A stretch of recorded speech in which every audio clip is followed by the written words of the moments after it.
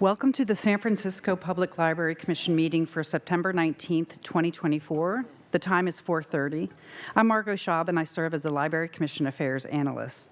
This meeting is being held in person in the Latino Hispanic Community Meeting Room, and members of the public can observe the meeting using the Zoom system by following the link in the library's event calendar or by calling 1-877-853-5247 and entering Zoom ID 896-4855-9508.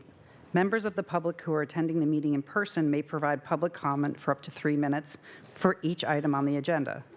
Library commissioners in attendance are President Connie Wolf, Vice President Pete Wong, Commissioners Mall, Lomax, Giarduzzi, and Lopez. Thank you very much. Hello and welcome to the September 19th, 2024 meeting of the San Francisco Public Library Commission. We are pleased to welcome those here in this room today, Latino Hispanic Meeting Room, and we welcome our virtual audience over Zoom. We have a full meeting ahead, and we will begin with the Ramaytush Ohlone land acknowledgement. The area now known as San Francisco is the unceded ancestral homeland of the Ramaytush Ohlone peoples of the San Francisco Peninsula. As the original peoples of this land, the Ramaytush Ohlone have never ceded, lost, nor forgotten their responsibilities as caretakers of this place. We recognize that we benefit from living, working, and learning on their traditional homeland. As uninvited guests, we affirm their sovereign rights as First Peoples and wish to pay our respects to the ancestors, elders, and relatives of the Ramaytush community. For today's meeting, if you have not already done so, all the meeting materials are available here on the Library Commission webpage or in the back of the room. We have a total of 6 agenda items today, and we will begin with agenda item number 1, which is general public comment. At this time, members here in the Latino Hispanic Meeting Room may address the Commission on items of interest to the public that are within the subject matter jurisdiction of the Commission. The public, all of you will have the opportunity to address the Commission on today's agenda items when that item is called. So general public comment is now open here in the Latino room, Hispanic Meeting Room. Hi. Thank you. My name is Ruben, and today I'm speaking as a resident of District 11, where the Ocean View branch resides. I understand at a prior commission meeting, talk was centered around Ocean View's new location. I just wanted to weigh in on the Orizaba site. I think it's critical to be measured and take the long view on the landing of the new Ocean View location. When in 2019 the Orizaba location was proposed, it was compared to the Half Moon Bay Public Library. Accordingly, my wife and I went down to see the site. Have you been there? It's marvelous, a standalone civic treasure. Michael referred to Orizaba and the location with the same conviction that the Orizaba site would be the anchor to the Southwest District. Remember, those were the heady days, 50,000 square feet, remember? Now, I understand the landscape has changed with the pandemic. The Orizaba design scaled back to 20,000 square feet, but we still have a sizable amount of money to invest in a building to meet the vision of its residents, of its patrons. Let's give the Orizaba location the time to manifest. Let's hear back on the results of the San Francisco County Transportation Authority study. If we can withstand the current process with its stops and its starts, to see it through, to measure twice and cut once, we will all benefit. Thank you.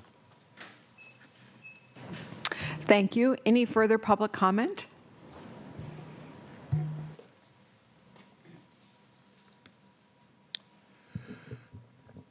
Yes, thank you. I'm Peter Warfield, Executive Director, Library Users Association, Library Users 2004 at yahoo.com, and P.O. Box 170544, San Francisco, California 94117-0544.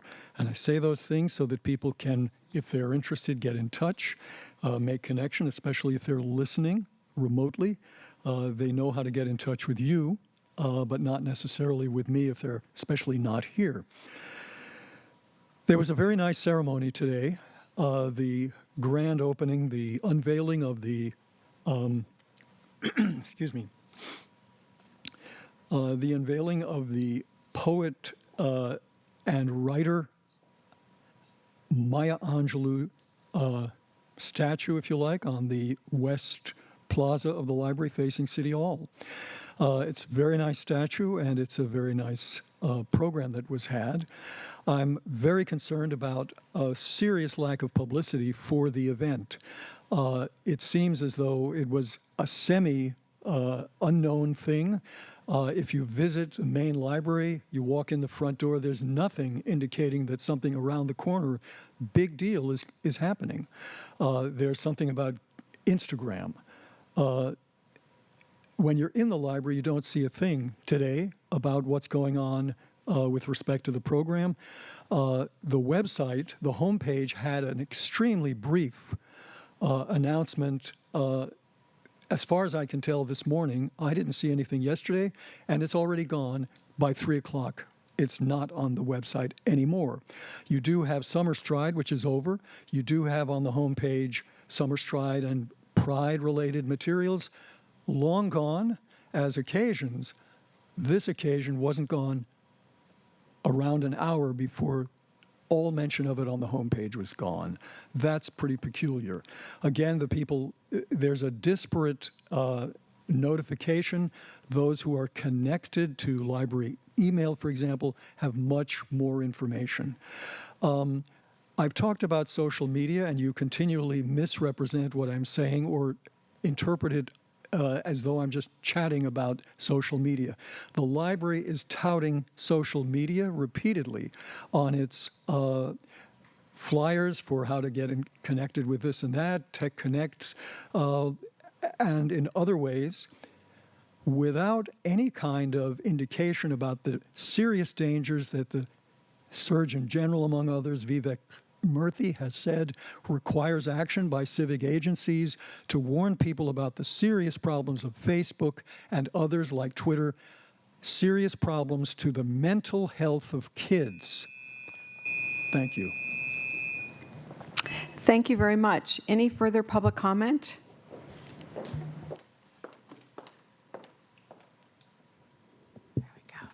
Hello, commissioners. Hello, everyone. It's wonderful to see you. It was wonderful to see many of you this morning at the beautiful dedication of the Maya Angelou Monument.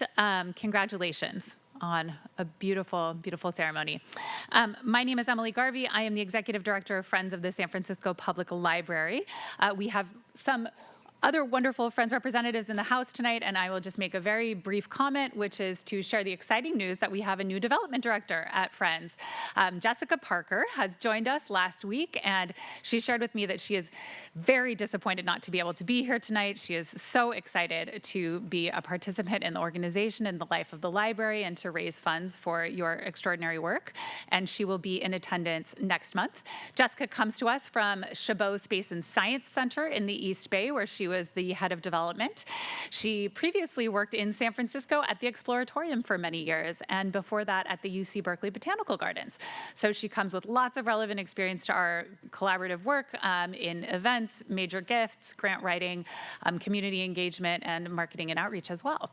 And I am really looking forward to working with Jessica and supporting the library together. Thank you very much. Any further public comment? Hi, Commissioners. Nice to see you. My name is Carson Kapoor, and I'm the Communications Manager for Friends. And I'm super excited to share some updates from our organization. So first up is the Pacifics. You may have heard of them, but they're our Young Library Supporters Group, which has been thriving for nearly 2 years. We've seen fantastic turnout at our monthly book clubs, drawing in sometimes 15 to 30 young people in their 20s and 30s, which is really awesome. Just this Tuesday, we had a book swap, and everyone went home with 2 new books.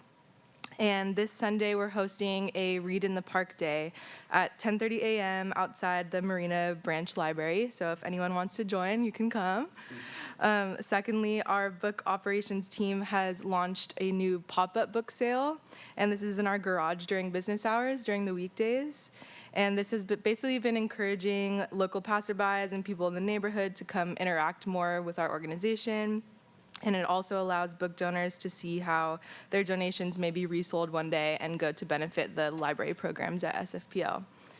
And we will still carry on with our monthly book sales that offer a much larger selection of books and media. And the next monthly book sale is October 4th and 5th, which is a Friday and Saturday from 12 p.m. to 5 p.m.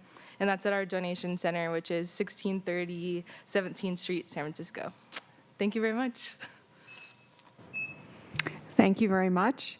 Any further public comment? Seeing no further public comment, general public comment is now closed. And we will now move to agenda item number 2, which is the discussion and possible action to approve the August Commission meeting minutes. We will open up for public comment before our discussion and consideration to vote on this item at the Commission. Public comment is now open on discussing the August Commission meeting minutes.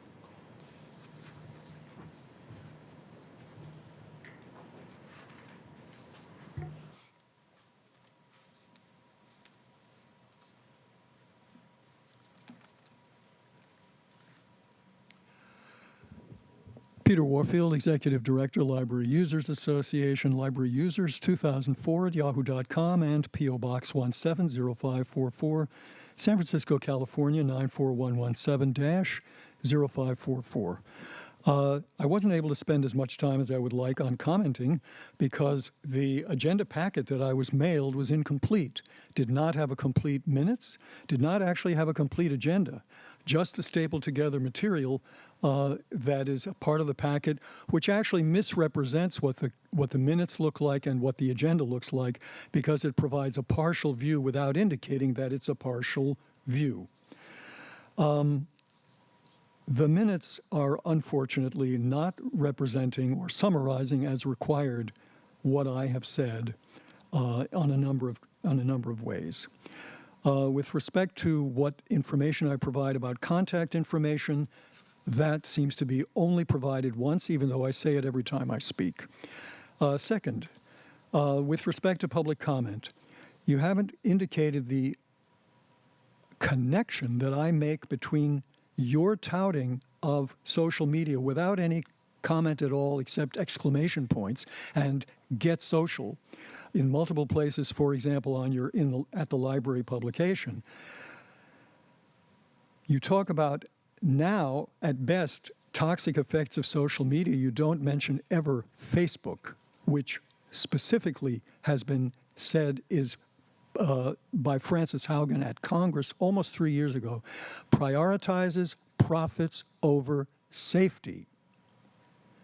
Now, I'm not saying you have to cut anything off, but to advertise that with the only exclamation points regularly in your publication is what, a recruitment? I'm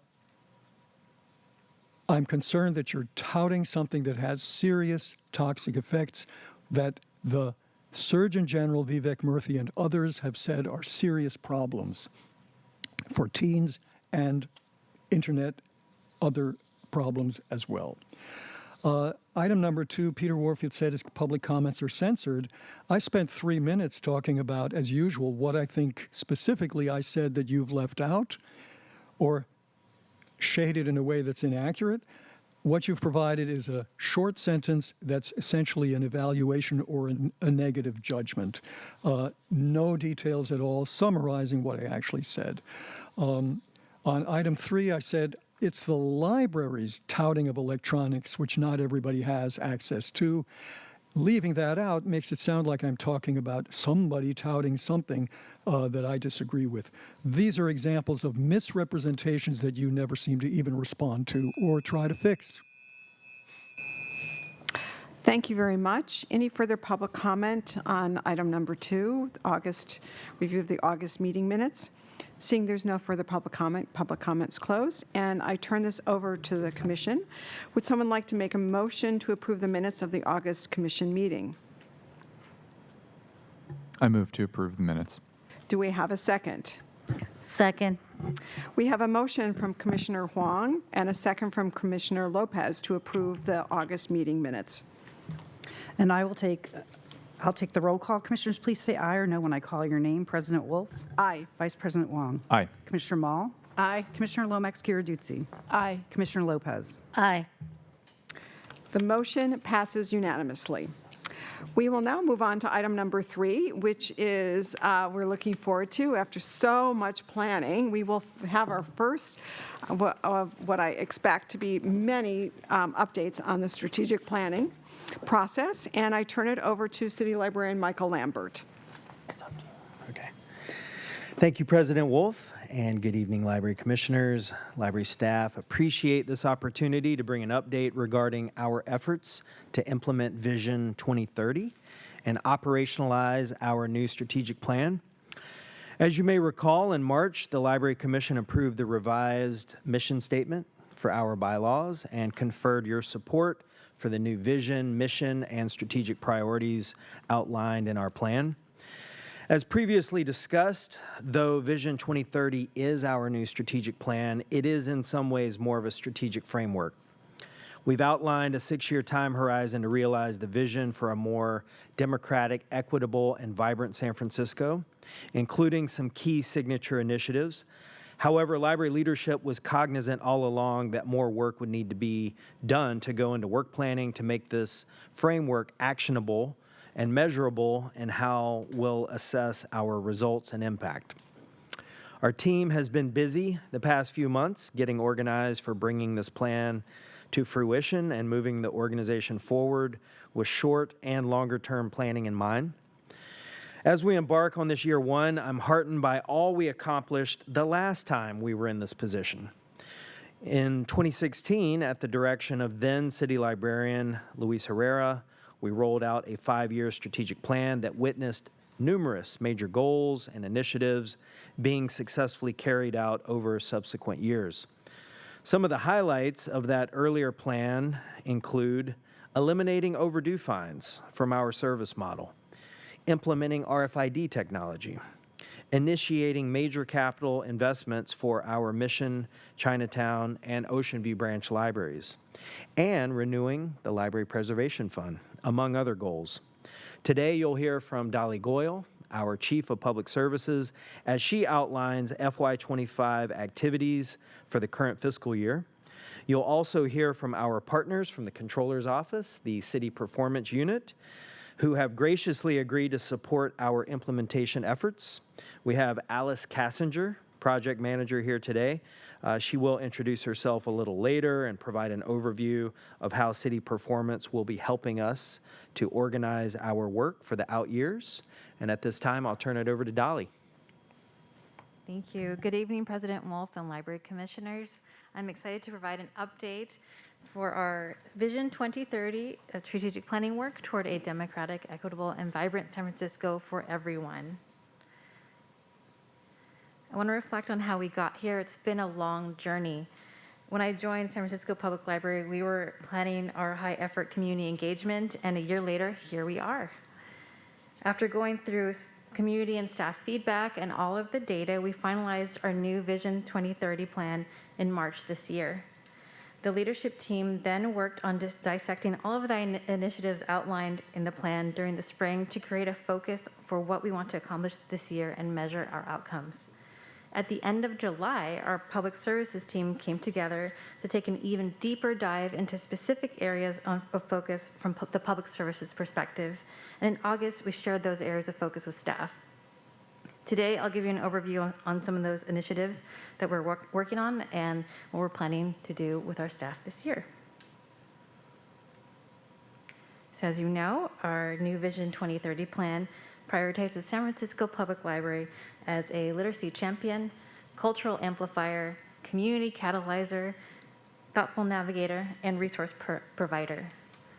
With those priorities in mind, our areas of focus for public service will be around enhanced school literacy readiness, customer service, enhanced programming, and creating our new Latinx Affinity Center.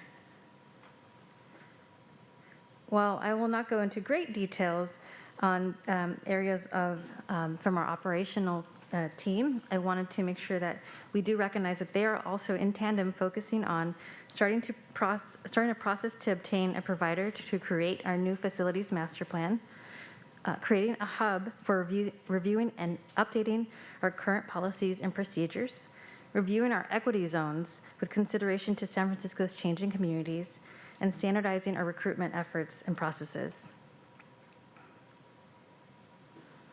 One of our key priorities is supporting our youth literacy readiness, ensuring all students are reading at grade level.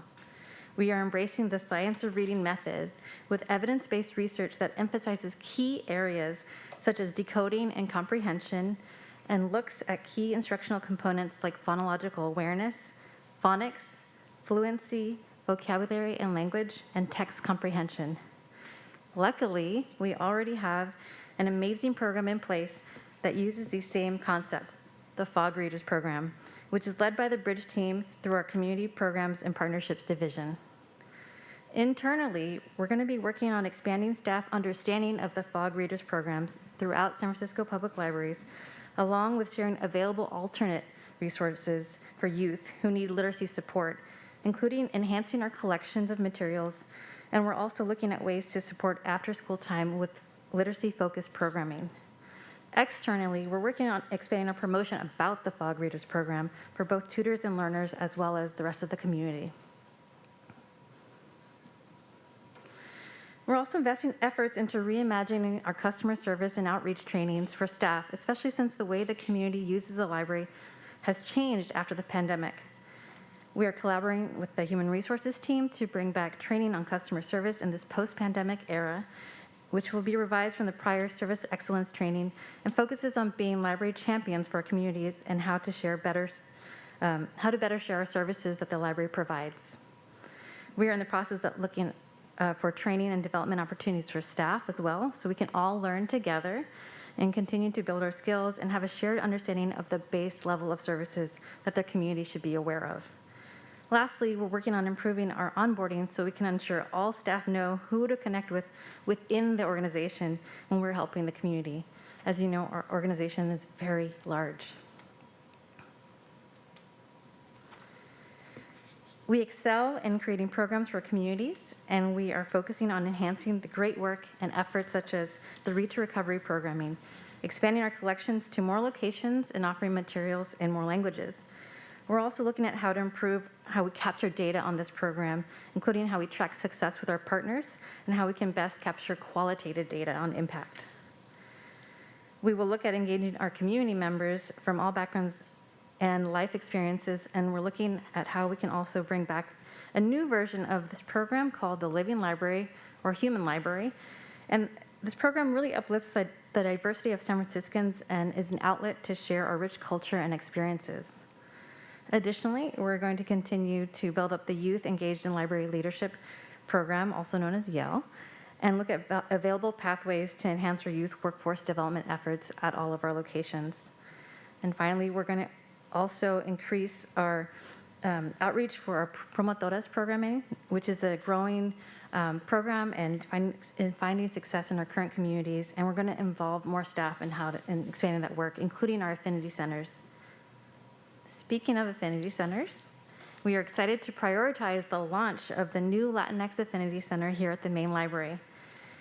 We are already planning for spaces, the services, the programming, and we're so lucky to have a designated Latinx Affinity Center lead, Luis Francisco Cardona. He will take on this work with support of library leadership and colleagues. As we look at our strategic planning process and Vision 2030, the great thing about San Francisco Public Library is that we have an amazing team, and we're already on the way. Here's some examples of what we've been doing since March when the plan was finalized. In May, we held our first genealogy conference to help the community understand how to use our resources and databases to learn about their families' histories and how to preserve it. We also expanded outreach for the Bay Beats program by partnering with San Francisco Museum of Modern Art to have a Battle of the Bands program. In June, we celebrated Pride, always a success. And in July, we had a library day at New Farm in partnership with other community organizations. July was also a special month as we were part of a youth-led Freedom to Read march here at the main library, against banning books and encouraging lifelong reading. We will continue to realize our goals for Vision 2030 through a new committee structure. Our committees are comprised of library staff and are essential in order to continue moving our system-wide work forward. Our committees have been evaluated during this time and reimagined to align with our new strategic planning goals. We have consolidated committees and integrated work as we function on a system-wide level versus needing a committee for everything. And in fact, we used to have 43 committees and 3 task forces. Now we have 19 committees and 7 project teams. Names of our committees have also been adjusted to align with the language that we now use as part of our implementation of Vision 2030. For example, our Cultural Awareness Committee is now the Cultural Amplifier Committee. Early Learning Services are now Early Learning and Literacy Champions. And the Committee on Learning and Instruction are now known as Thoughtful Navigators. We have many other changes that are like this. We also created project teams that will have focus work based on our Vision 2030 initiatives. Along with realigning the pathway to implementation, we're incorporating reviewing data as a regular practice for decision-making. With support from our Research Strategy and Analytics Division, our branch managers are now equipped with the tool Tableau to provide interactive information about their community demographics to keep up with the changing needs of our diverse communities in San Francisco. They can view demographics on age, race, and library usage, including the number of cardholders, which really helps advise on the need for outreach into the community. We also use it to identify our community partners and stakeholders. Additionally, we're now regularly reviewing programming data on a system-wide level and on a branch level. This fiscal year is the first time since 2020 that we've surpassed our pre-pandemic programming numbers in terms of the number of programs offered. Additionally, we've experienced a 34% increase in attendance this fiscal year compared to last fiscal year, again surpassing pre-pandemic numbers. This is an example of how our team dives really deep into our data, looking at not only at the types of programming offered, but we're also comparing the amount of programs outside of class visits and outreach and attendance overall. We analyze this data and are now able to consider contributing factors like the time of year we hold a program, where it's held, their community room spaces, and other details that will help us better inform how to create experiences that have high impacts for our communities. We have an exciting future ahead, and I'm really proud to see our Vision 2030 come to fruition. Now, I'm going to introduce our city performance team who will help us identify how to stay on track and reporting and help map out the future of Vision 2030. Welcome. It's just this one. Perfect. Hello, nice to meet all of you. My name is Alice Kassinger. As Dolly introduced me, I'm a project manager with the City Performance Group in the Controller's Office, and I'm joined by my colleagues, analysts Henry O'Connell and Aya Kanan, here with me today. I'm really excited to talk about how we're going to collaborate with the team this year and the whole library. A little bit of background. Many of you, if you're familiar with the Controller's Office, it's an independent branch of the local city government. The Controller is appointed for 10 years by the mayor and approved by the Board of Supervisors. We are a little bit different than what you traditionally think of what happens in the Controller's Office. In 2003, voters passed a charter amendment to the City of San Francisco's charter, commonly called Prop C, that created something called the City Services Auditor Group. There's 2 of us inside CSA.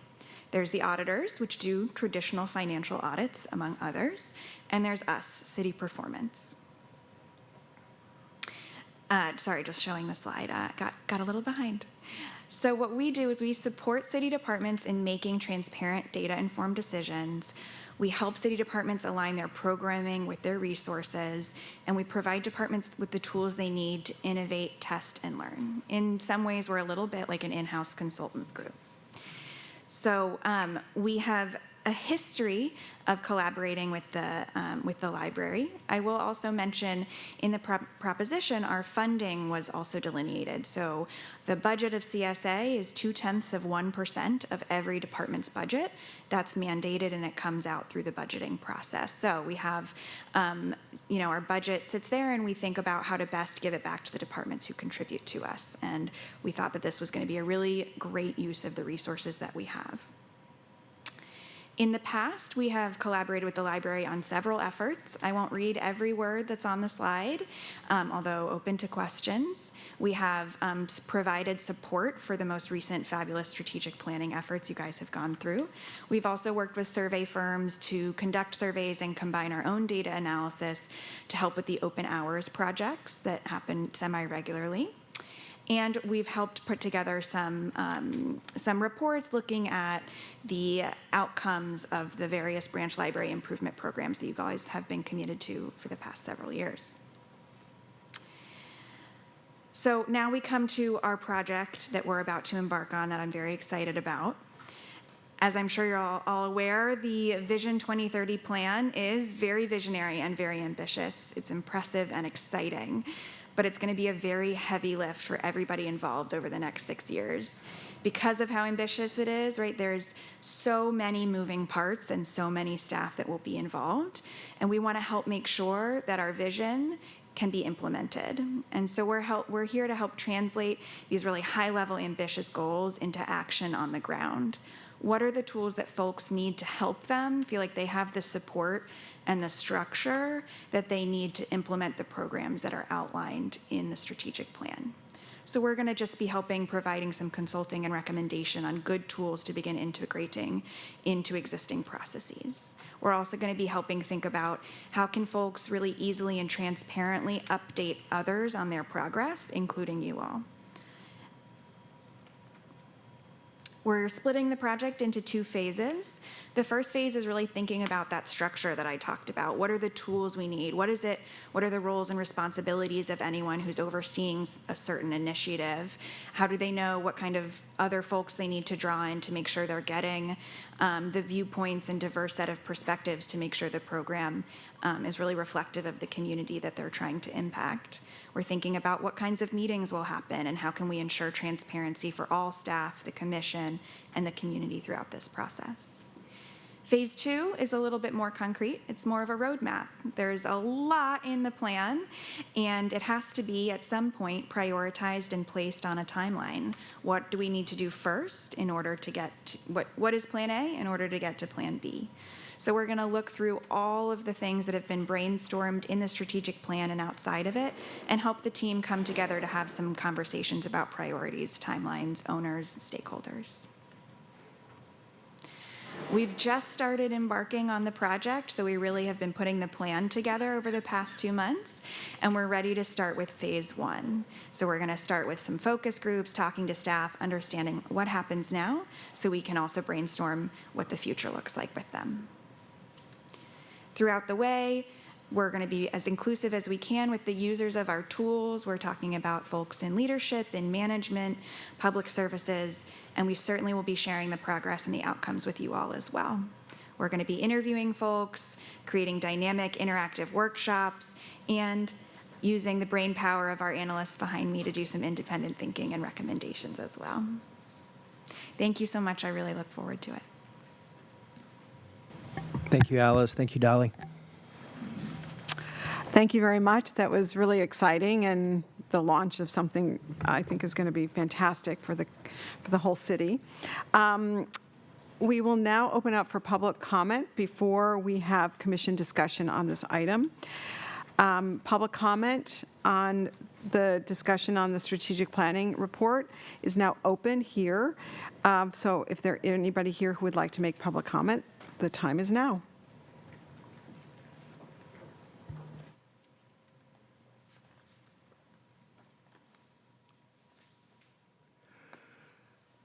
Sure, I'd like to make public comment. Peter Warfield, Executive Director, Library Users Association, Library Users 2004 at yahoo.com, and P.O. Box 170544, San Francisco, California, 94117-0544. First of all, I don't think that the strategic plan is great. Its mission statement is completely vague as to what it means in specifics, as are these plans we're talking about today, lacking in specifics, but rather talking a lot about generalities. And I'm not sure how you would measure success or no success or anything in between based on what we're hearing. The new mission statement, instead of talking about the library being devoted to free and equal access, very important, to independent learning, the joys of reading, and a number of other things, has been replaced. San Francisco Public Library connects our diverse communities to learning opportunities and each other, not independent learning. What learning? What opportunities? What do we have? Lectures, opportunities? What does that mean? Getting a job? Each other? How does a person know individually whether the library has satisfied their expectation of a library, including, I haven't heard anything specifically about books, free and equal access, or measures. So in the past, when I went to my local branch, there was a round table which had library commission minutes and also agenda packets so that people could see for some time back and in the future what's happening at the library. Well, the library wants to be democratic and have input. Well, it might want to let people know what's happening. No more. Used to have some local organization newsletter, like the Haight-Ashbury Neighborhood Council newsletter. No more.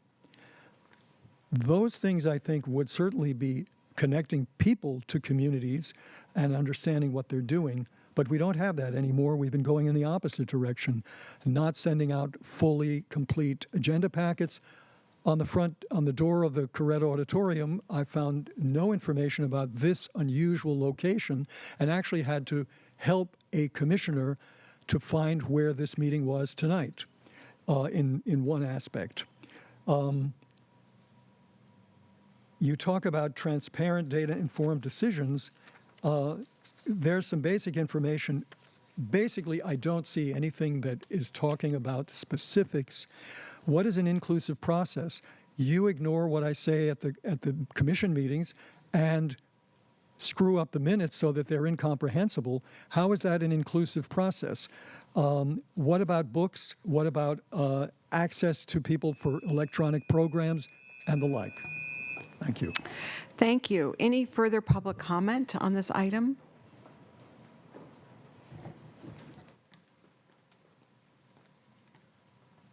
Hello again. So earlier I was speaking as a resident of District 11. Now I'm speaking as a labor leader for the public library workers. So earlier, I think it was Alice, was sharing as being part of project manager and performance.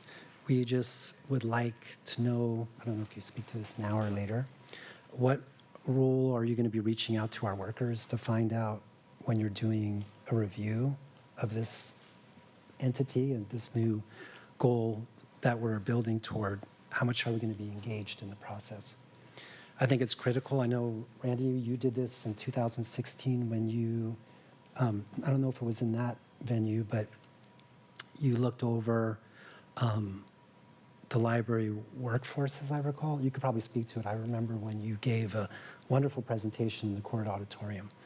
So I think from labor's perspective, we see that SFPL went up 47% more in programs. Dolly just shared with us. That was a lot of blood, sweat, and tears of our workers. And I think it's important that we're involved in whatever process goes on, especially when we're looking at these strategic priorities. I think, make no misunderstanding, we love serving our patrons. We love serving our public.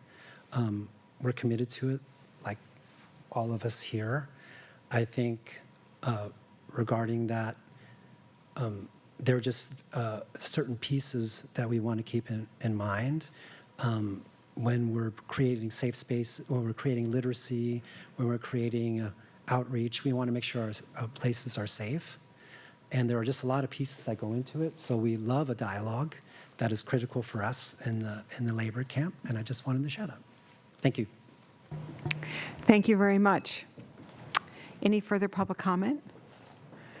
Thank you for the public comment on this item, the strategic planning report. Public comment is now closed, and I will open it up for discussion and questions from our commissioners.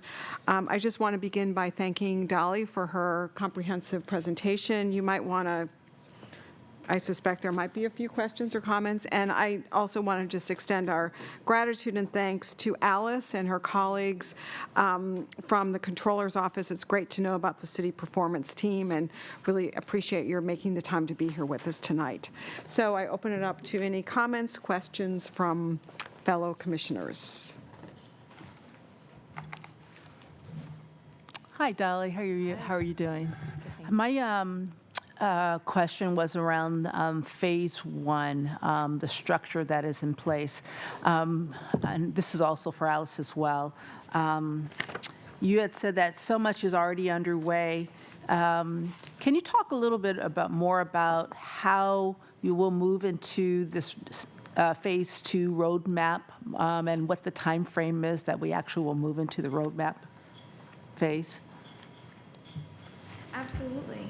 So this is our planned project plan timeline. I hope that we can get through Phase 1 September through December, and then head into roadmap January through April. We do want to be flexible. Sometimes timelines come down to everybody's availability and scheduling. And when we're scheduling in December, the holidays are certainly a factor. But that is our current hope, and as things change, we'll definitely update you. Great. I guess one of the things I was just interested in, I know it's over a 6-year process. Do you anticipate that this plan will actually take that long in order to implement as it has been designed? I'm very new to it, so I can't say yet how long it would take, but for how ambitious and visionary it is, Okay. I wouldn't want to shortchange it. 6 years does not seem like too long to implement some of the really huge changes that are suggested in the plan. Great. Do you want to add something? 6 years is our time horizon that we're aspiring to accomplish this work. It is aspirational, and that's really why we wanted to bring in this outside help. We've had such a good history working with the city performance unit previously. They've helped us improve our security. They've helped us improve our custodial operation. So these are the right folks, an internal consultancy that can help work with our staff, improve structures, put in place systems, give us tools that we don't currently have in place. So the time horizon is certainly what we're aspiring to hit. For this type of work, what do we expect on an ongoing basis? So this is now September to April is 8 months of this sort of extra planning work, I guess, like extra structural work. What do we expect on a yearly basis or every 2 or 3 years going forward? I imagine, for example, on the roadmap, we're not planning 6 years of work in 4 months, and that is, I imagine there's some room for change. When does that change happen? How does it change? Can you talk a little bit more about that? Well, I'll jump in real quick. This current fiscal year is special in that we are concurrently moving forward, full steam ahead, already implementing in FY25, embarking on our signature initiatives. And, concurrently, we're working with the city performance unit to help put in the structure for the out years, and Alice can speak more to that. Yeah, I think, just to be clear, I think we unfortunately are a project-based organization, and so while we may be leaving, we're hoping to leave you all with tools that are flexible, that can be used for any of the projects or the initiatives or the programs, and that are basically designed to be adaptable and flexible based on what comes up as the programs are being initiated. So forgive me if I didn't answer your question. Feel free to repeat it if that was not satisfying. No, totally fine. My overall question, my point here is, I can understand spending 4 months forming a roadmap for 6 years. It's deeply complex. I get that. What I don't want is this time next year, something's changed, and all of a sudden we need another like 3 months to like reshuffle the roadmap on a looking forward basis for 2025, 2026 onwards to the remaining year. And then like the year after that, it's like, oh, something's changed again. And we need to do another like, like what you've accumulated then is just like 2 years out of 6 of just like pure like overhead, like planning stuff, not actually doing stuff, So like, I'm just wondering like what the expectation is of like, when we do phase 2, like we're going to come away with something that allows us to make on the fly changes that like, if we do need a refresher plan for a year, it's going to take 4 days instead of 3 months. That's worth it. I think like just to do this and then to have to repeat it every year for the next 6 years does not seem worth it. I imagine again, the true answer here is somewhere in the middle between those two things, but just like to hear some commentary on where it actually lands would be helpful. Yeah, I'll only say that we hope this work does not in any way hold up or pause the ongoing implementation. So any kind of work we're doing now is not stopping or holding any projects that are ready to be implemented from being implemented. So we hope this is a tool as we get to the next stage, as we get to the next initiatives. This can be used to make sure they're being kind of, the dependencies are being thought of, the priorities are being thought of. But I wouldn't be surprised if over the course of 6 years, priorities and timelines change. So I think I would encourage the commission to actually expect shifts and reprioritization and timeline planning, but not that that work would ever hold up or delay implementing the process. Is that an answer?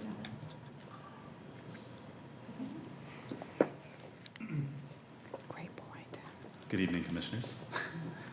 Didn't expect to speak, but I will. I just want to say that this work, Commissioner Wong, that will happen in the next 6 to 8 months, it's really to set us up for success over the next 5 years. We did work with our leadership team in Q4 to get to this point, and the leadership team identified over 600 possible projects over the next 6 years. We didn't prioritize all of them. We looked at it exclusively just in terms of FY25, what can we get rolling with immediately, what's shovel ready, what can we start working on, and those things are already in flight, and we're going to have some help. Dolly mentioned that earlier in her presentation. But in the out years, we do have some really gnarly projects, some stuff that's going to take a lot of work from our staff, and also interdependencies in terms of how they get prioritized and timed over those 5 years. So the roadmap will help us work through that, and then also provide us with the tools we need to be adaptable, flexible, and pivot on the fly as needed, with the full knowledge that over 5 years some things will change. Right, but we won't be coming back every year to do another roadmap. That's not the intent of this. It's really to sort of talk about FY26 first and look at what we need to do in FY26 to set us up for success in 27 and beyond, and thinking about what are our real priorities that are coming out of the strategic plan. Hopefully that helped. Yeah, very helpful. Yeah, I think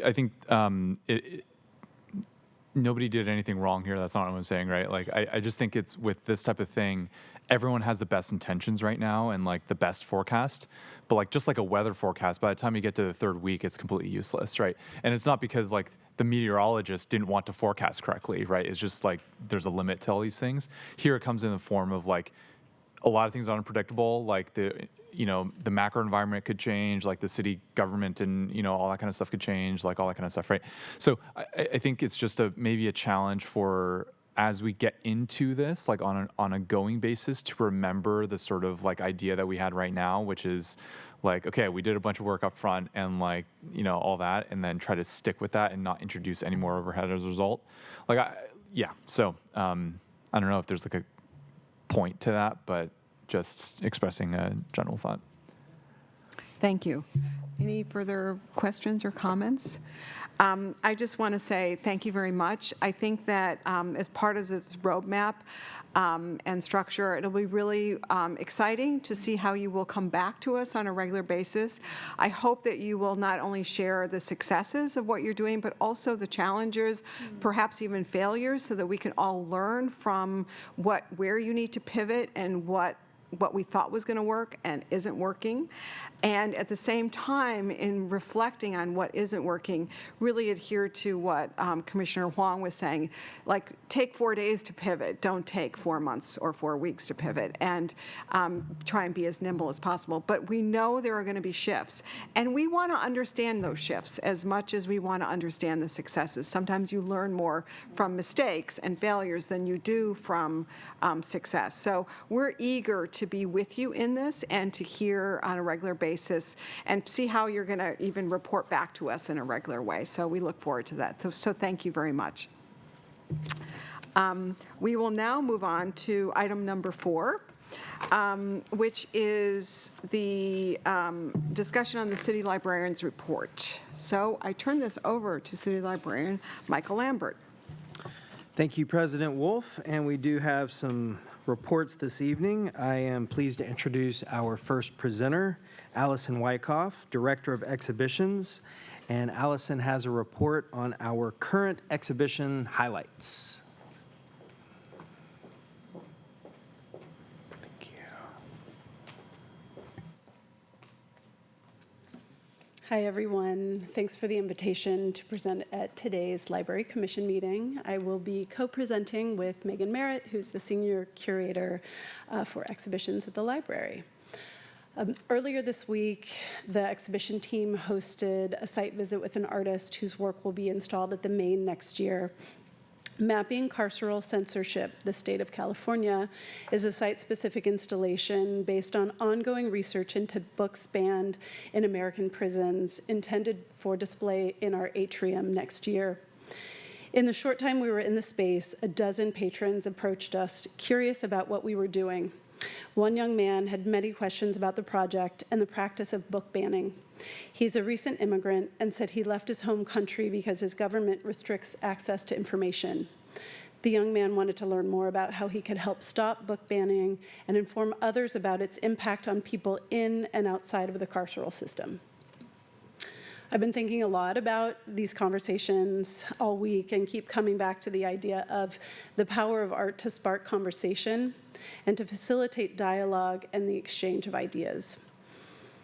This is especially true in the library, which provides free, accessible, no-barrier access to books, information, learning, and the arts. And as Michael said at the Maya Angelou Monument unveiling earlier, the library is the people's university, a truly democratic place. Megan and I are excited to introduce the Artful Happenings at the library this fiscal year. We're rolling out a wide slate of exhibitions, programs, and artist engagements to tell the rich stories of our diverse San Francisco Bay Area community, and we hope you are excited too. First, I'd like to share the exhibition department mission that guides our work and aligns us with the larger library's strategic goals outlined so gracefully by Dolly in the Vision 2030 presentation. Combining cultural amplifier and community catalyzer strategies, we work with librarians, artists, and community members to bring stories to life through compelling displays of art, ephemera, and interpretation, using the library's collection, loaned objects, and artist commissions. Through these collaborations, we connect art to different disciplines to make the library an artful place.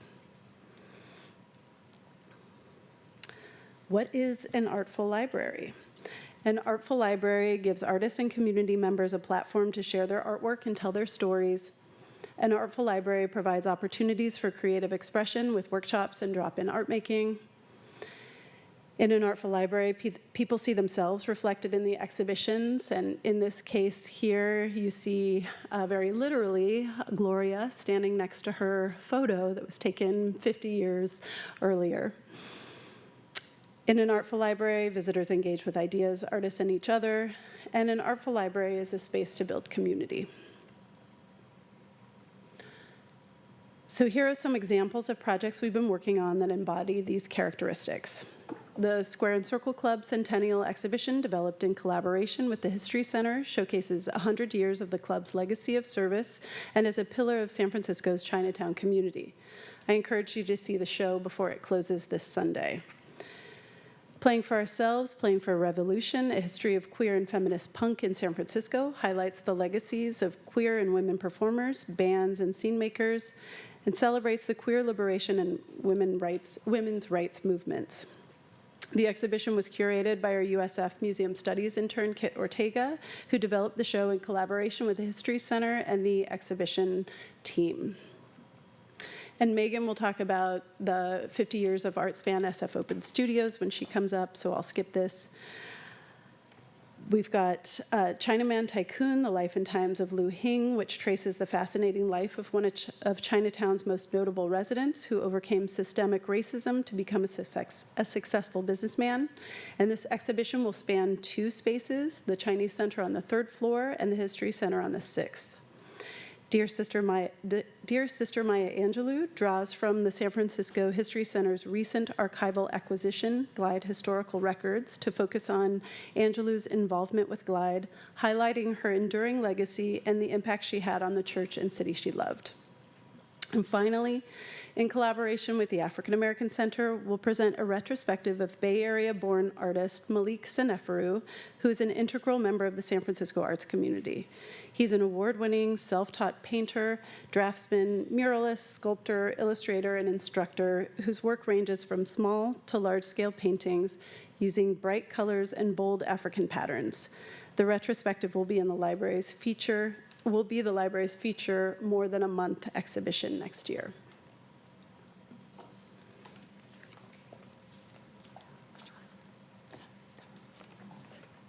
Thank you, Allison. Last week, we opened our latest Jewett Gallery exhibition, From Disco Days to the Tech Craze, 50 Years of Art Span SF Open Studios, which showcases multimedia artworks from local artists like Paul Madonna, Priscilla Otani, Lawrence Ferlinghetti, Simo Neri, and many others who have been so generous in opening their studios to San Franciscans over the years. The exhibition also includes ephemera from our Art, Music, and Recreation collection on the 4th floor, which helps to round out the history of ArtSpan as an organization and show how they've supported San Francisco artists through significant periods in the city's history, which has in turn created a thriving artistic community. Our celebratory reception last Thursday welcomed 525 people to Jewett Gallery, which is an amazing turnout. And the exhibition continues our mandate to make the library an artful destination, and in so doing, to support artists and artist-supported organizations throughout the city of San Francisco. To align with our Viva programming this month and next, we will also be hosting a screen printing workshop with Calixto Robles, who is our featured Viva artist this month. The San Francisco Arts Commission's Artists in Residence program builds partnerships with city departments, which for the last 2 years have been held at the SFPL. Artists have worked closely with librarians to mine our collection and explore unique ways to present their research in culminating projects. In Yours Tenderly, Preeti Rama Prasad has conceptualized a program which collaborators will then, with collaborators that will commence with a walking tour in the Tenderloin with stops at notable locations connecting to the area's radical South Asian history, and will conclude at the Tenderloin Museum with a screening of a filmic dance work choreographed and performed by the artist. Celeste Chan's research at SFPL centered around the Third World Liberation Front strikes, the longest student strikes in U.S. history. Her findings will be channeled into a panel discussion, which Chan will host, including original student strikers and subject matter experts, and will feature visual imagery and media clips from the archives. Christopher Birch found inspiration in the audio archives at the library, where he was drawn to music that engaged with Black liberation. Stepping outside his usual visual practice to explore his love of music, Birch's project, The Revenge of the 4 Fives, will be comprised of a vinyl record complete with cover art and accompanying visual elements, and will include a live performance at the main library this December. Not pictured here is the artist Tassie Long's project. We've just received her proposal, and this is titled Sacred Sounds of San Francisco, which is a project that focuses on documenting the sounds of one of the city's Black churches, capturing both its decline and the fading musical traditions central to its identity. And this will culminate in an album and a live site-specific performance at one of the branches, or perhaps at the main. 2025 will be a really exciting year for the exhibitions department, and for the library as a whole, as we co-curate our first homegrown exhibition with the art historian and skateboarder, Ted Barrow, tentatively titled Rolling Renaissance. The exhibition will tell the story of skateboarding in San Francisco through the lens of concrete, community, and continuity, and will feature several programs, including an opening party in February, as well as satellite installations in the San Francisco History Center on the 6th floor, Hormel LGBTQIA Center, the 5th floor Magazines and Newspaper Center, and elsewhere in the building. As Allison mentioned earlier in her presentation, we are also installing an ambitious site-specific work by the artist Su Jiang Ka, tentatively titled now Mapping Carceral Censorship, which will be suspended in the atrium beginning next June and will overlap with Banned Books Week. The artwork consists of 2 hanging scrolls listing all the books that are currently banned in California prisons, which will be encircled by a stanchion comprised of belly chains also used in prisons. We will also be collaborating with Book Arts and Special Collections on the 6th floor for their triennial Calligraphia exhibition, which is now in its, I believe, 17th year. And the original works submitted for this display demonstrate a wide range of contemporary calligraphic practices, from the traditional to the more experimental methods of using letter forms as a means for artistic expression. We're also experimenting on the 6th floor in our Skylight Gallery with a few, what we're calling right now, artist engagements, the first of which will happen this December with the artist Maya Scott, who also has a piece in our Talking Books and Braille Center. And it will be an opportunity for the community to create an artwork alongside the artist, and that will eventually culminate in an installation that we will hang on the 6th floor. The second engagement will be with the artist Mel Vera Cruz, who we've worked with before at the library, and we are currently working with him on a plan for a workshop, which will also coalesce into an installation after his residency. So please stay tuned for invitations to both of those exciting artist engagements. And then we just want to say thank you so much for the opportunity to showcase some of our upcoming exhibitions, installations, and programs. The artwork featured on the screen is titled Love, as you can see, and it is now on view in Jewett Gallery for our Arts Band show, amongst many other lovely, amazing works. And we would be so grateful if you would stop by the gallery following this meeting, if it's still open by that time, and check it out, as well as all of the other artworks from the lovely Arts Band artists. So please check the San Francisco Library exhibitions page for all of this information and more. We update it all the time with events and programs that are happening, and we hope to see you at a future event. Thank you so much. Yes, thank you, Megan. Thank you, Allison. Before I introduce the next presenter, I just want to acknowledge the small but mighty team we have.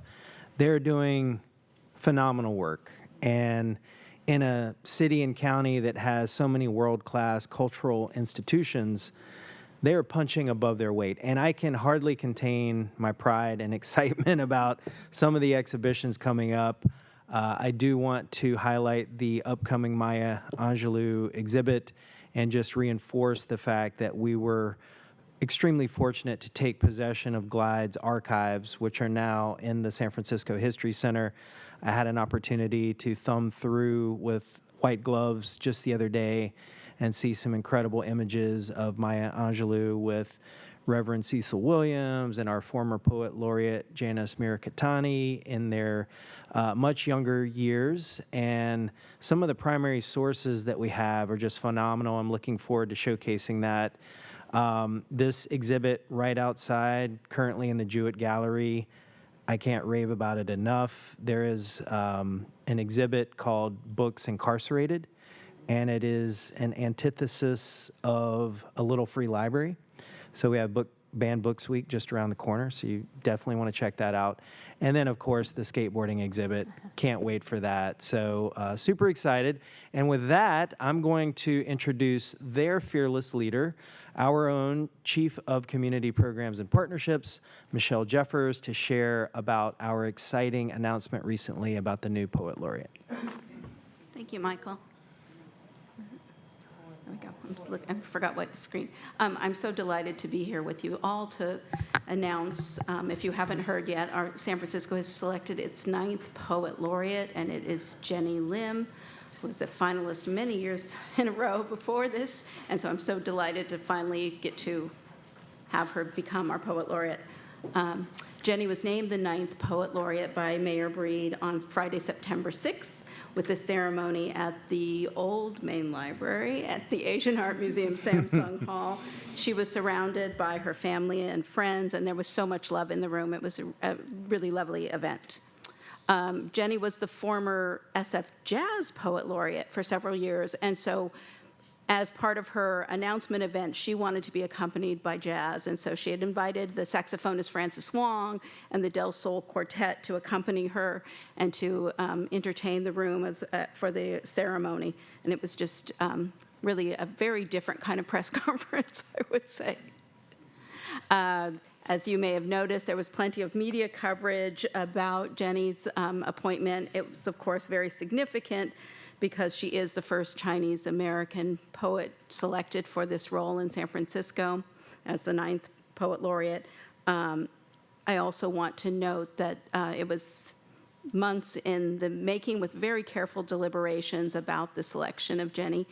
And I do want to highlight the work of the selection nomination committee that worked very hard to look at, I think we had more than 100 applicants or nominees for the position, whittled it down to a little over 10 finalists, and then down to four finalists that were presented to the mayor for her to make her final selection. It was a tremendous amount of work for the 8-member committee, and I just want to commend that committee, including our own commissioner, Dr. Lopez, who served on it and knows the work that goes into that process.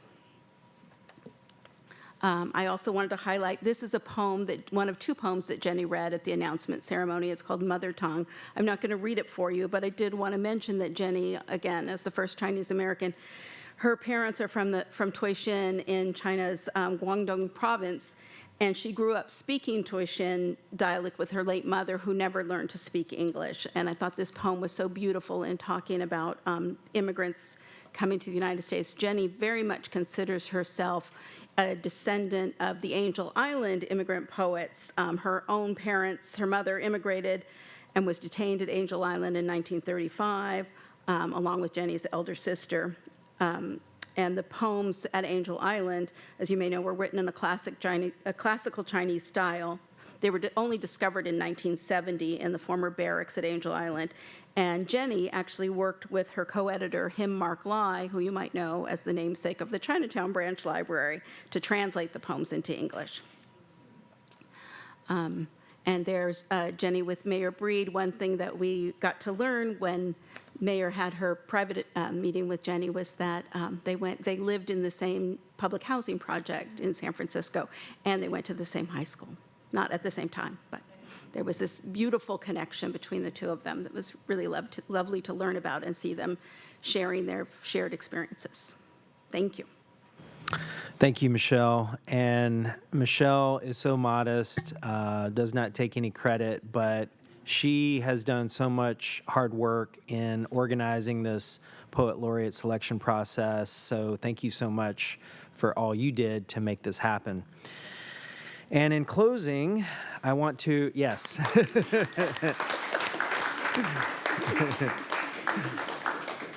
Can you advance this slide one? Thank you. All right, in closing, I want to acknowledge the unveiling earlier today of Lava Thomas's Portrait of a Phenomenal Woman, honoring the author and poet, Dr. Maya Angelou. This monumental event marked the first commissioned artwork dedicated to a Black woman in San Francisco's Civic Art Collection. It was historic.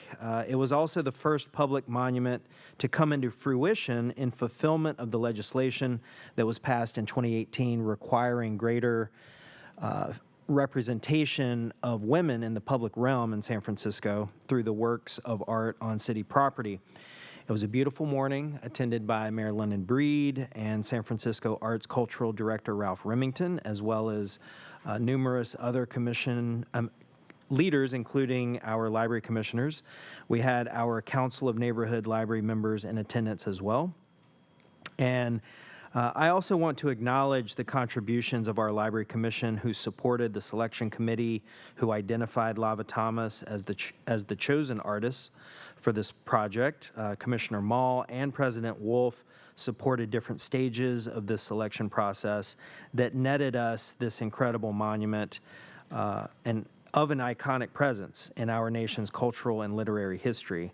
And again, I want to acknowledge Michelle Jeffers for all her work in partnering with the San Francisco Arts Commission to curate today's event and make it such an incredible success. And so with that, I will pass it off to you, Michelle.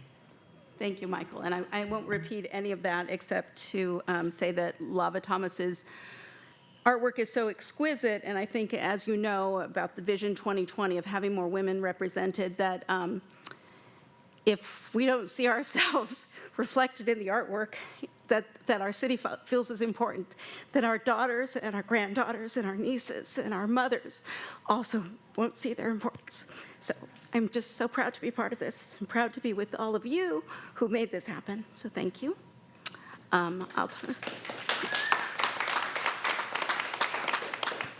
So as part of the celebration, the Library and the Arts Commission were able to fund a number of public performances to go along to truly make this a citywide celebration. So we commissioned the African American Shakespeare Company and Youth Speaks to both. African American Shakespeare Company actually commissioned an actual performance for this. They wrote, and it was so beautiful. They've been performing it at branches around the city. Today they performed it in the Corrett Auditorium. And Youth Speaks also commissioned youth poets to write poetry and go on a citywide tour of that, of poetry workshops and poetry. So it's more than just a monument. It is also activation. And at the library, you may have heard, but we also launched a new Maya Angelou library card today. And we selected I Know Why the Caged Bird Sings as our One City, One Book. So we will keep this whole celebration of Maya going on throughout the rest of the year. And I'm so happy to see this get the recognition and the attention that it so richly deserves. And in addition, if you don't make it to the main library, the citywide kiosks that the Arts Commission supports are also featuring the image from the monument. And so she's really spread citywide. I think it's so important. And then I just wanted to conclude with her niece, Rosa Johnson, who spoke today. In her words, we are a living witness to the power of love. Thank you, Michelle. And that concludes the city librarian's report. Thank you very much. That was a really fantastic city librarian's report, as always, but this one just had a lot of meetings, and some of us were here today to experience one of the activities so profoundly presented. Before commission questions and discussion, we open it up to public comment. So public comment is now open.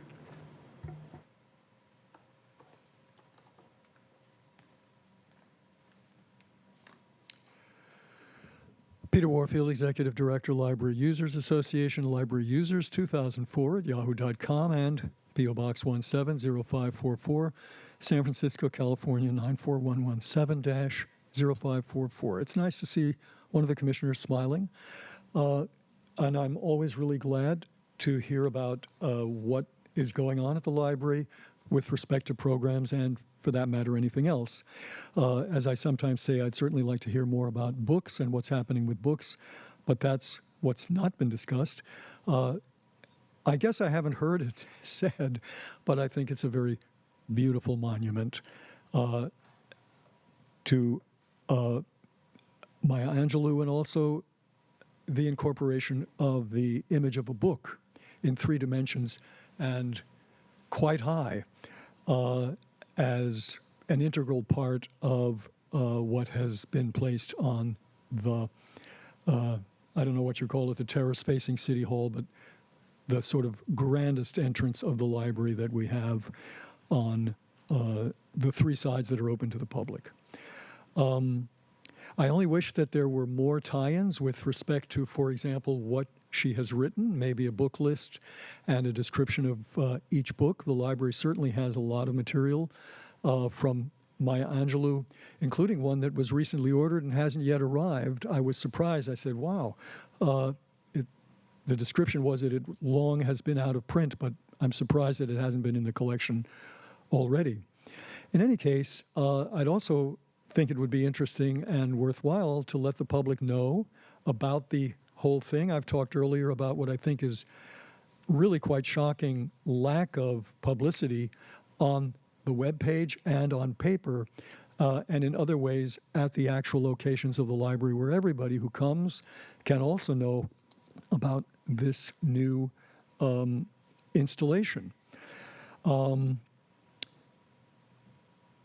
more about her life, which was more than as an author. Certainly, author is important, but there's quite a bit of information available, and I'm sure the library could put together something that talks more extensively than was possible at a ceremony with respect to the tremendous work that she did and the contributions that she made. So thank you for this long awaited and long worked on, I think it's more than 5 years, project that has been unveiled today. Thank you. Thank you very much. Any further public comment? Seeing there's no further public comment's now closed, and I will open it up for commission discussion on the city librarian's report. I'd just like to begin by thanking Allison and Megan for your really fantastic efforts, as well as your great presentation. And of course, Michelle, thank you again for your extraordinary leadership. So any comments, questions from the commission? Commissioner Mall? Thank you for your presentation. I had a thought. I don't know how this works, but I noticed in the paper this week that Senator Dianne Feinstein's archives and personal effects were being put up for auction. Does the library reach out to people and ask for their things, or do people ask the library if they want their things?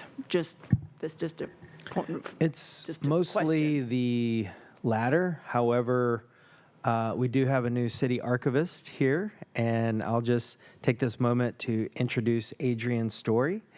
And so we do have some funds, thanks to the Friends and Foundation of the San Francisco Public Library and some other resources that we can use to proactively acquire collections. So thank you for flagging that. That's something that we can look into. Yeah, it's going up for auction, so maybe I mean, personally, I think it should be donated, but maybe not. So. Thank you. I would just like to, once again, thank Allison and Megan and Michelle, but I also this is an opportunity to thank the entire staff, because what you do is something that everybody engages in so many levels. So this is an opportunity for all of us to be grateful for the incredible efforts of everybody here at the San Francisco Public Library to support these programs, to make them accessible and as wonderful as they are. So thank you. And one little request. So not only do we have this fantastic city librarian, and we think he's the best department head in the city ever, but he's also a really good skateboarder. So I hope he has some kind of role in the opening celebration of the skateboarding exhibition. I just want to put that out there because we know him as the great city librarian, but I think on that night he can also be the great skateboarder. So, so thank you very much. Okay, so we are now moving on to item number 5. And item number 5 is a closed session for conference with legal counsel regarding the Board of Supervisors' approval of the unlitigated Kern County property claim. We will open public comment before our commission discussion on this item. This item will be held in closed session, which is pursuant to the California Government Code section 54956.9 D2 and D4, and San Francisco Administrative Code section 67.10 D. So we will open it up for public comment now and then continue with this process. Public comment is now open on this item.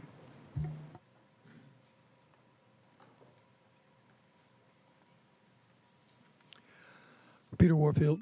Can we start over?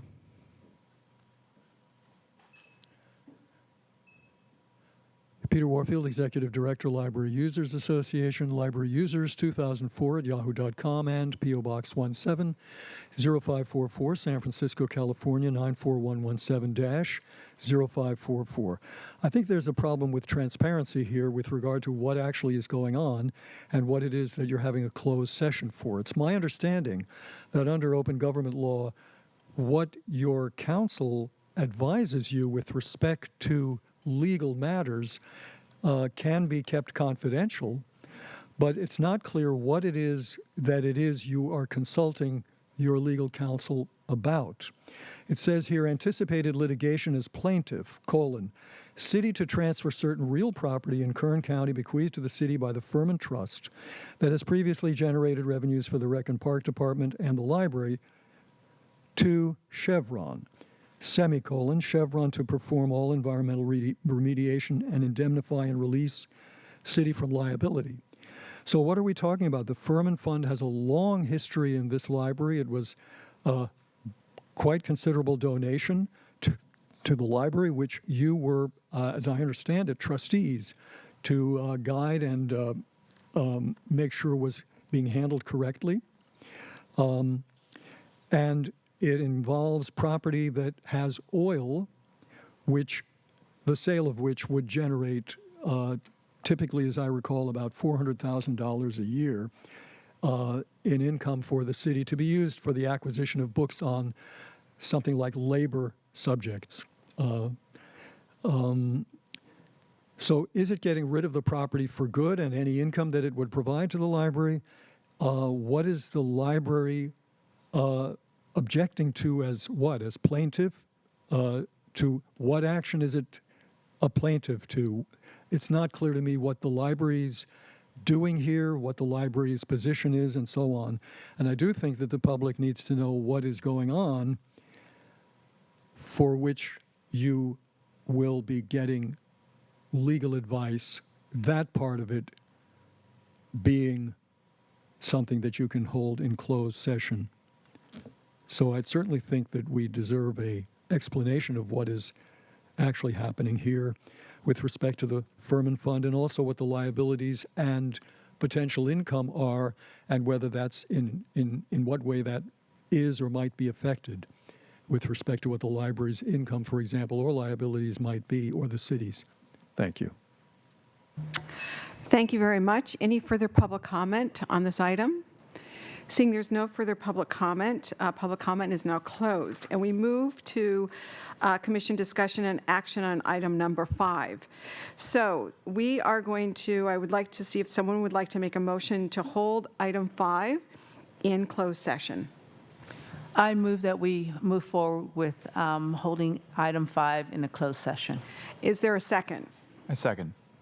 We have a motion from Commissioner Lomax-Garducci and a second from Commissioner Huang to go into closed session.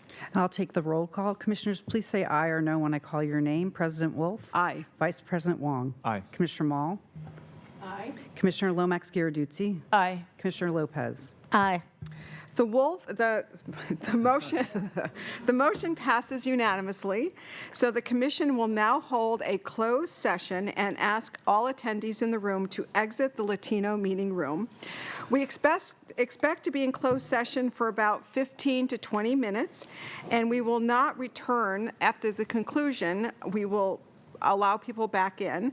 Unfortunately, we will not return to the Zoom platform for the final agenda item, which is adjournment. So thank you very much for coming, and we ask that you now vacate this room.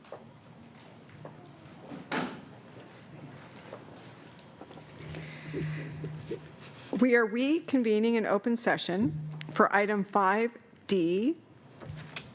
We will now vote to elect whether to disclose any or all discussions held in closed session pursuant to San Francisco Administrative Code Section 67.12A. Would someone like to make a motion to disclose or not disclose any or all of the discussions held in closed session? I move to not disclose the discussions held in the closed session. And do I have a second? I second it. We have a motion from Commissioner Huang and a second from Commissioner Lomax-Garducci to not disclose closed session discussions. I'll take the roll call. Commissioners, please say aye or no when I call your name. President Wolf? Aye. President Wolf, Vice President Wong? Aye. Commissioner Mall? Aye. Commissioner Lomax-Garrarduzzi? Aye. Commissioner Lopez? Aye. The motion passes unanimously. We now move on to item number 6, which is adjournment. We will open public comment before commission discussion and action on this item. Please limit your public comment to this specific item. Public comment is now open. Which item are we on? Item number 6, adjournment. Peter Warfield, Executive Director, Library Users Association, Library Users 2004 at yahoo.com, and P.O. Box 170544, San Francisco, California 94117-0544. I've said it before and I'll say it again, I don't think you should adjourn until you insist that the library provide, or the president in conjunction with the city librarian making agendas includes an item that enables you to say what you would like to have on future agendas. That's something you've done before. That's something that many other organizations currently do, and it's something that I think is appropriate, basically to take advantage of your knowledge, your expertise, and your involvement in policy setting at the library. I have certainly appreciated some of the questions that came up during this meeting, in particular from Commissioner Vice President Wang. And it seems to me there could be a lot more specifics said about not just schedules, but that in future agendas you would certainly be benefiting yourselves and others to talk more in detail about what's intended with respect to any kind of specifics about the programs that have here been discussed as part of the strategic plan implementation, and there's no specificity. Is there going to be more of this or less of this? Is there going to be a certain amount of funding for something? Are certain kinds of programs or collections going to be looked at in some fashion, or improved or changed in some way? And we haven't heard any of those specifics. This is all at a level basically that involves some kind of interpretation, because in plain English, it doesn't, and as far as I can tell, provide the clarity that people would expect, including the commissioners yourselves. Thanks. Thank you very much. Any further public comment? Seeing no further public comment on this item is now closed. Would someone like to make a motion to adjourn the meeting? I move. Do I have a second? Aye. We have a motion from Commissioner Huang and a second from Commissioner Mall to adjourn today's meeting. I'll take the roll call. Commissioners, please say aye or no when I call your name. President Wolf? Aye. Vice President Wong? Aye. Commissioner Mall? Aye. Commissioner Lomax-Garrarduzzi? Aye. Commissioner Lopez? Aye. The motion passes unanimously. The meeting is now adjourned, and we look forward to seeing everybody in October, if not before at events. Thank you.